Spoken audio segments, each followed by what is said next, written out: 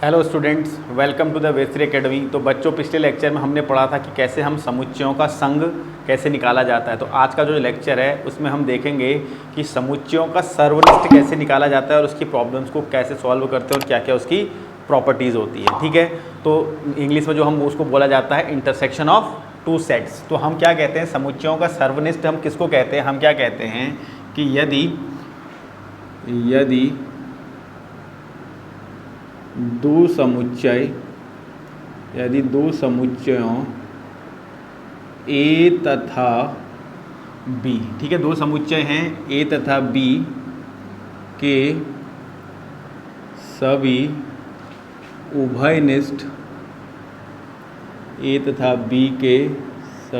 उभयनिष्ठ अवयवों का समुच्चय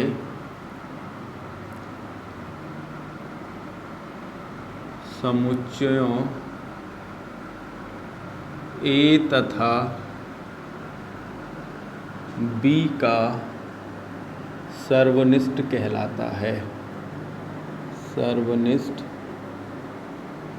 कहलाता है। ठीक हो गया। क्या कह रहा है कि मेरे पास दो समुच्चय हैं ए और बी, ठीक है, उसके उभयनिष्ठ अवयवों का समुच्चय। उभयनिष्ठ का मतलब कि जो दोनों समुच्चय हैं ए और बी, उसमें जो भी दो कॉमन एलिमेंट्स होंगे उनसे मिलके जो नया समुच्चय बनेगा उसको हम क्या कहेंगे? समुच्चय ए और बी का सर्वनिष्ठ कहेंगे। ठीक है, तो समुच्चयों के सर्वनिष्ठ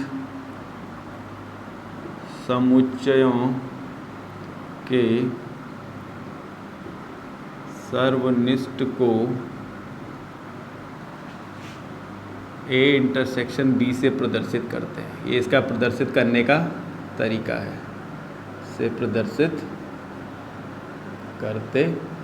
ठीक है, जब हमने संघ की बात की तो हमने इसको ऊपर को यू बनाया था, और जब हम इसका सर्वनिष्ठ कह रहे हैं तो हम इसको उल्टा यू कह देंगे। तो इसको ये प्रदर्शित करने का तरीका है। तो अब एक एग्जाम्पल से समझते हैं हम कैसे निकालेंगे। डेफिनेशन आपके समझ में आ गई कि क्या होगा। अब मैं कह रहा हूँ कि मेरे पास एक समुच्चय ए है जिसके अंदर मेरे पास अवयव पड़े हैं 2, 4, 6, 8। ठीक है, एक दूसरा अवयव मैं लेता हूँ बी जिसके अंदर मेरे पास अवयव पड़े हैं 6, 8, 10, 12। ठीक हो गया, ये दो समुच्चय हैं। अब मेरे को क्या देखना है? डेफिनेशन के अकॉर्डिंग ये दो समुच्चय मुझे दे दिए हैं, इनके उभयनिष्ठ अवयवों का समुच्चय मुझे निकालना है। मतलब कि समुच्चय ए और समुच्चय बी में जो भी कॉमन एलिमेंट है उनको मैंने लिखना है। तो उसको मैं कैसे लिखूंगा और उनका क्या निकालना है? मुझे सर्वनिष्ठ निकालना है। तो मैं क्या लिखूंगा? ए सर्वनिष्ठ बी कितना हो जाएगा? जो दोनों में कॉमन होंगे। तो 2 यहाँ कॉमन है, 2 यहाँ कॉमन है, यहाँ कॉमन नहीं है, 4 ही नहीं है, 6 दोनों जगह कॉमन है तो 6 एक आ जाएगा, 8 दोनों जगह है तो 8 आ जाएगा। तो ये हमारा क्या निकला? दो समुच्चयों का सर्वनिष्ठ निकल के आया 6, 8। ठीक है, तो ऐसे हम किसी भी दो समुच्चयों का सर्वनिष्ठ निकाल सकते हैं। तो यहाँ से हमें क्या पता चला? तो हम क्या कह सकते हैं? अतः कि ए इंटरसेक्शन बी क्या बता रहा है हमें? समुच्चय ए तथा, ये क्या बता रहा है? ए तथा बी के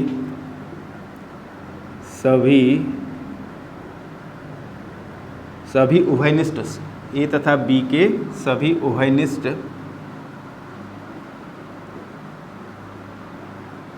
अवयवों का समुच्चय। तो ए तथा बी के सभी उभयनिष्ठ अवयवों का समुच्चय ये हमें बता रहा है।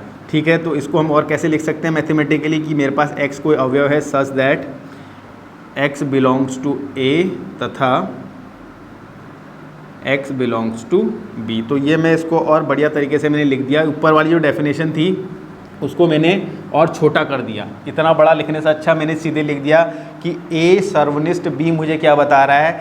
a तथा b के सभी उभयनिष्ठ अवयवों का समुच्चय बता रहा है। तो मैंने क्या लिखा इसको कि मेरे पास x एक अवयव है जो a से भी बिलोंग कर रहा है तथा b से भी बिलोंग कर रहा है, तभी वो a इंटरसेक्शन b से भी बिलोंग करेगा। कहने का मतलब क्या है कि x एक अवयव है जो समुच्चय a से भी बिलोंग कर रहा है और समुच्चय b से बिलोंग कर रहा है। अगर वो दोनों से बिलोंग कर रहा है तो डेफिनेटली क्या होगा कि वो जो समुच्चय है, वो अवयव है, वो a इंटरसेक्शन b से भी बिलोंग करेगा। ठीक हो गया। अब हमें यहाँ पे कुछ प्रॉपर्टीज़ को ध्यान रखना है उनको ध्यान रख के हम किसी भी नंबर्स का समुच्चय फाइंड आउट करते हैं। तो मैं इसको थोड़ा रफ कर देता हूँ, उसके बाद हम आगे इनको इसकी प्रॉपर्टीज़ को देखते हैं और कुछ चीज़ें हमें इनमें ध्यान रखनी है। ठीक है, यहाँ हमें उभयनिष्ठ अवयवों को लेना है और जब हमने संघ निकाला तो हमने क्या लिया था, सारे अवयवों को लिया था समुच्चय के लिए और जो कॉमन थे उनको एक ही बार कंसीडर किया था।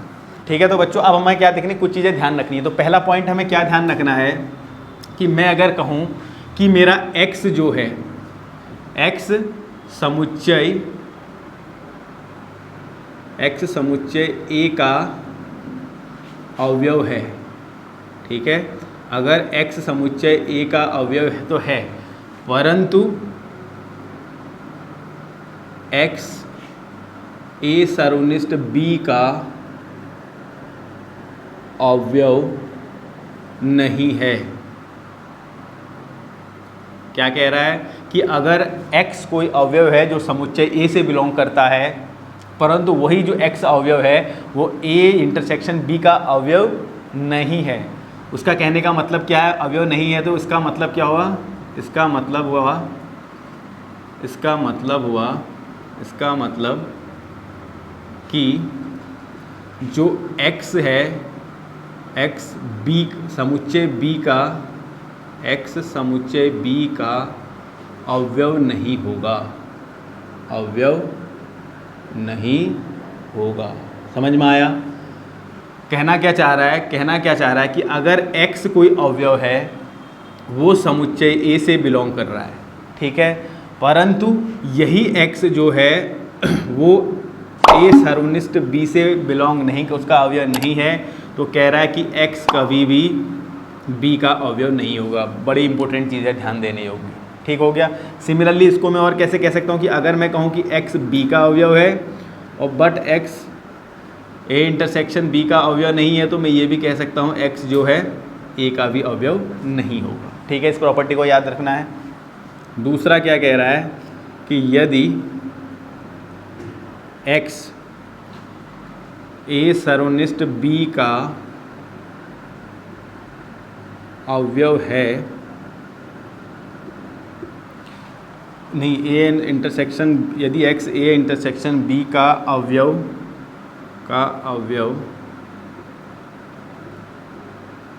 तभी तथा केवल तभी होगा, केवल तभी होगा जब x दोनों समुच्चयों A तथा B का अवयव होगा।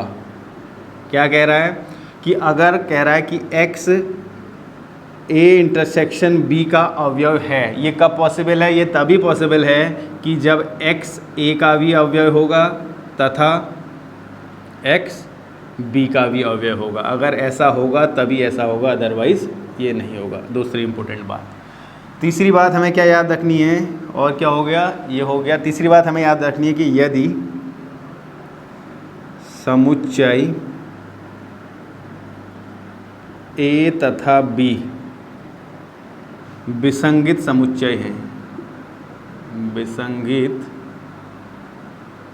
समुच्चय है, ये हम पढ़ चुके हैं। विसंगित समुच्चय मतलब जिसमें कोई भी अवयव उभयनिष्ठ नहीं है। तो क्या कह रहा है, यदि समुच्चय A तथा B विसंगित समुच्चय हैं, इसका अर्थ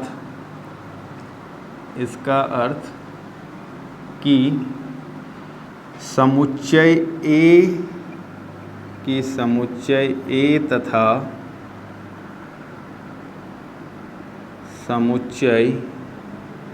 A तथा समुच्चय B में कोई भी उभयनिष्ठ अवयव नहीं होगा, कोई भी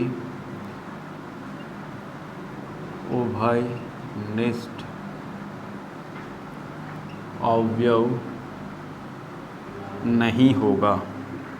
ये हम पहले पढ़ चुके हैं। क्या कहना चाह रहा है, ये कहना चाह रहा है सिंपली अगर मतलब A और B दो विसंगित समुच्चय हैं, मतलब दोनों में कुछ भी चीज़ कॉमन नहीं है, तो उनका कह रहा है जब मैं सर्वनिष्ठ लूँगा तो वो क्या आएगा, कुछ भी कॉमन नहीं आएगा, तो हमेशा क्या आएगा, एक रिक्त समुच्चय आएगा।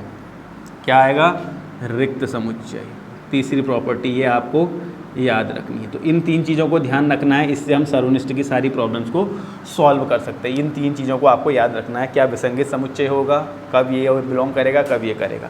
आगे हमें कुछ गुणधर्म देखने हैं सर्वनिष्ठों के, ठीक है, इसको आप नोट कर लीजिए। इसको मैं रफ करता हूँ। एक छोटी सी टॉपिक और बचा है जिसको हम देखेंगे गुणधर्म। जैसे हमने किसमें देखा था, समुच्चयों के संघ में देखा था, वो चीज़ें हमें आनी चाहिए, तभी हम इसके क्वेश्चनों को सॉल्व कर सकते हैं।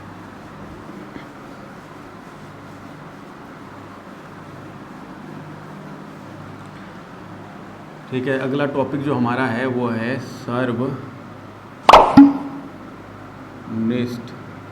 के गुण धर्म। ठीक हो गया। गुण धर्म में सबसे पहला गुण धर्म हम क्या कह सकते हैं कि मैं कहूँ कि मेरे पास कोई समुच्चय ए है, ठीक है, उसका मुझे सर्वनिष्ठ उसी समुच्चय के साथ लेना है, तो क्या आएगा, हमेशा वही चीज़ आएगी, ए ही मिलेगा, पहला गुण धर्म। दूसरा क्या कहता है कि अगर मेरे पास एक समुच्चय ए है और एक समुच्चय बी है, अगर मैं उन दोनों का सर्वनिष्ठ लेता हूँ और मैं कहूँ कि मैं बी और ए के साथ सर्वनिष्ठ लेता हूँ, तो ये दोनों आपस में इक्वल होंगे, ठीक है। तो इसको हमने क्या कहा था, क्रम विनिमेय नियम कहा था, क्रम विनिमेय नियम। और इसको हमने क्या नाम दिया था, वर्ग सम नियम दिया था, जो हमने पहले लिखा है। ठीक हो गया। तीसरा हमें क्या रखना है, साहचर्य नियम को देखते हैं। हमने क्या कहा कि A intersection B intersection C, ठीक है, तो इसको मैं क्या लिख सकता हूँ, A intersection B intersection C. क्या कहने का मतलब क्या है, अगर आपके पास 3 समुच्चय ए बी सी हैं, आप पहले बी सी का इंटरसेक्शन लें, उसके बाद जो आया उसका ए के साथ इंटरसेक्शन लें, या पहले आप ए या बी का ले लें और जो आया उसका सी के साथ ले लें, तो दोनों क्या होंगे, इक्वल होंगे। तो इसको बोलते हैं साहचर्य नियम, साहचर्य नियम। ठीक हो गया। चौथा हम कहते हैं कि अगर कोई समुच्चय ए है, उसका मैं समुच्चय ए का इंटरसेक्शन ले लूँ किसके साथ, कोई रिक्त समुच्चय के साथ, तो हमेशा क्या आएगा, एक रिक्त समुच्चय ही आएगा। और अगर मैं ए का सर्वनिष्ठ ले लूँ किसी यूनिवर्सल सेट के साथ, तो वो क्या आएगा, हमेशा एक ए ही सेट आएगा। और क्या बचा, ये 2 बचा, इसको हमने क्या बोला था, तत्समक नियम, तत्समक नियम। तो ये सारे गुणधर्म हमें याद होनी चाहिए, तभी इन प्रॉपर्टी को हम लगा सकते हैं। दूसरा हमारे पास क्या है, अगर मैं कहूँ कि मेरे पास A intersection B union C, इसको हम कैसे लिखेंगे, इसको हम कैसे ब्रेक करेंगे, A intersection B union C को पहले हम लिखेंगे ए इंटरसेक्शन बी, ठीक हो गया, यूनियन हम लिखेंगे ए इंटरसेक्शन सी। तो ये 6 गुणधर्म जो हैं सर्वनिष्ठ के लिए हम यूज करेंगे। पहला आपको मैंने बता दिया कि अगर कोई समुच्चय ए है, अगर उस समुच्चय का आप उसी समुच्चय के साथ सर्वनिष्ठ लेंगे तो हमेशा क्या आएगा, वही समुच्चय ए आपको मिलेगा। अगर ए और बी 2 समुच्चय हैं, उन दोनों का सर्वनिष्ठ ले लें या उनको उल्टा कर दें आपस में, तो वो क्या बनेगा, दोनों चीज़ें सेम आएंगी, तो उसको हमने बोला क्रम विनिमेय नियम। तीसरा हमने बोला साहचर्य नियम की, अगर 3 समुच्चय हैं, पहले 2 का ले लो, उसके साथ ए का इंटरसेक्शन ले लो, या पहले ए और बी का ले लो, उसके साथ सी का ले लो, तो दोनों से आंसर सेम आएगा, कोई डिफरेंट नहीं आएगा। ठीक हो गया। अगर किसी समुच्चय ए का सर्वनिष्ठ रिक्त समुच्चय के साथ लेंगे तो हमेशा क्या आएगा, रिक्त समुच्चय ही मिलेगा। और कोई समुच्चय ए है, अगर उसका सर्वनिष्ठ हम किसी यूनिवर्सल सेट के साथ लेंगे तो क्या आएगा, हमेशा समुच्चय ए ही मिलेगा। ठीक है। तो ये 6 गुणधर्म आपको याद होने चाहिए, तभी आप इनकी प्रॉब्लम्स को सॉल्व कर सकते हैं। तो आज आप इनको ध्यान से देखिए, नोट करिए। आने वाले लेक्चरों में हम इससे रिलेटेड सारे न्यूमेरिकल्स 1 बाय 1 करेंगे। ठीक है। पहले हम सारे थ्योरी सेक्शन पढ़ेंगे, फिर इसको करेंगे। तो आज के लेक्चर में इतना ही, नेक्स्ट लेक्चर में फिर मिलेंगे कुछ क्वेश्चंस के साथ। तब तक के लिए आप सभी लोगों का बहुत बहुत धन्यवाद।